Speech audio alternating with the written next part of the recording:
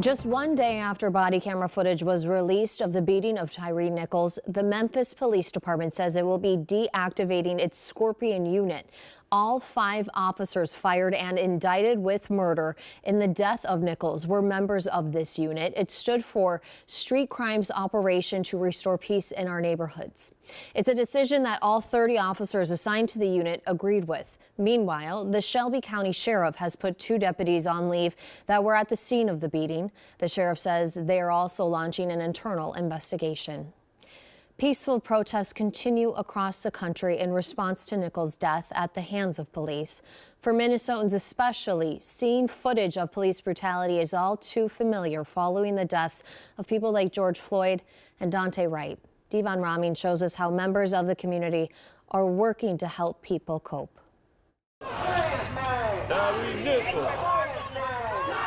The reality of what took place involving the death of Tyre Nichols, the lack of compassion and the sheer brutality of it all is weighing heavily on the hearts and minds of many, which is why Pastor Brian Herron opened the doors of Zion Baptist Church in North Minneapolis, creating a safe space for those searching for answers while trying to heal. We have to find ways to turn our pain into purpose and to be more determined than ever to transform the culture of policing as well as transform the atmosphere in our own community.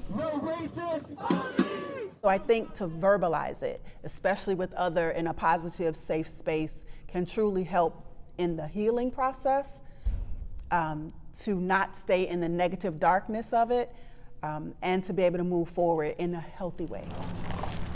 As a community which is no stranger to the traumas associated with police brutality, it's okay to take time to rest and recuperate, are once again having to repatch old wounds. Watching folks who look like you or who are being assaulted, beaten, however, because of their affiliation or closeness to resembling you or people who you know and love, that kind of stuff still takes a toll on your psyche. Which is why Dr. Alvin Akbar, a psychologist and policy research director with the Twin Cities Urban League, is encouraging those near and far to come together and heal as one. And let's try to figure out how we actually move forward and maybe start by listening to the folks who have been pretty consistent about what's due this whole time.